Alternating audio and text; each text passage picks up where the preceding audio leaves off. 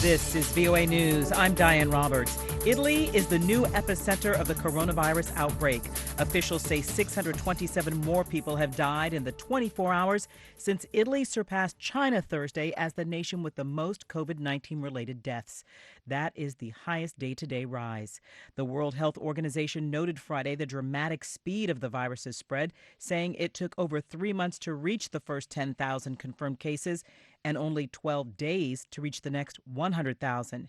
They have a message for young people, many who feel immune. You're not invincible.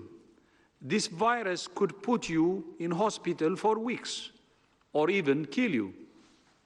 Even if you don't get sick, the choices you make about where you go could be the difference between life and death for someone else. Britain is asking 65,000 retired nurses and doctors to return to work to help fight the coronavirus. AP correspondent Charles de Ledesma reports. The government is sending letters to thousands of former nurses and retired doctors on the recall.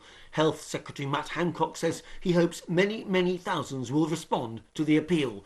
Volunteers will be given training over the next few weeks before being allocated to various hospitals. As well, final year nursing and medical students could also be drafted to bolster healthcare staff. Britain's coronavirus outbreak is not expected to peak for several weeks. Already, some hospitals have complained about overworked staff and shortages of ventilators and protective equipment, such as face masks. Charles de Ledesma, London.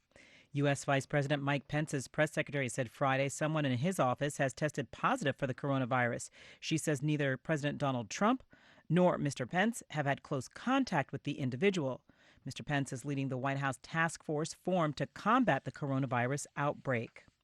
For more on these and other stories, visit us at voanews.com. This is VOA News.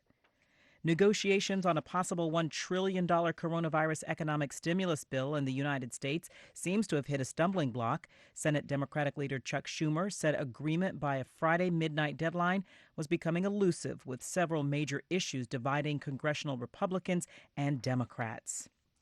As the coronavirus death toll grows at home and worldwide, President Trump is angrily defending his administration's response to the pandemic, saying it's done a great job. Here's AP's Sagar Meghani. We haven't been given the credit that we deserve. He started the week on a somber note and ended it combative, going after reporters whom he says are too critical and asking about medical supply and testing shortfalls. Asked what he'd say to scared Americans, the president told one TV correspondent he's a terrible reporter. It's a very bad signal that you're putting out to the American people, whom he says are looking for answers and hope. We're winning and we're going to win this war. Breaking with his own health officials on the outbreak's science. Sagar Meghani, Washington.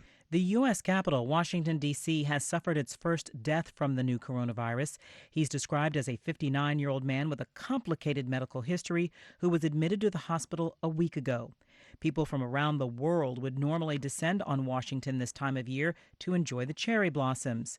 The mayor there says everyone must heed the call to stay home to prevent the spread of the new coronavirus. We need anyone who is not performing an essential service or activity to stay home.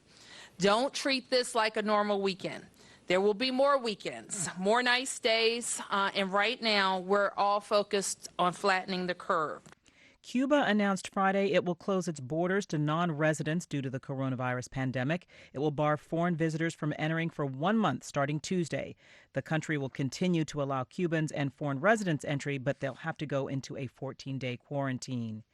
The Olympic flame arrived in Japan Friday from Greece with a scaled-down ceremony.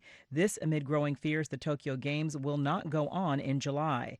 Correspondent Denny Kapp reports about a U.S. national team who would like to see them not have the games. The head of USA Swimming is calling for the 2020 Summer Olympics in Tokyo to be postponed until next year. USA Swimming CEO Tim Hinchey sent a letter to the U.S. Olympic and Paralympic Committee on Friday describing the challenges USA swimmers face and urging the USOPC to use its voice as a leader within the Olympic movement to speak up for its athletes. Earlier Friday, USOPC board chair Suzanne Lyon said that the decision lied with the World Health Organization, the Japanese government, and the International Olympic Committee, promising that her committee would never send athletes into harm's way if it didn't think it was safe. I'm Denny Kapp.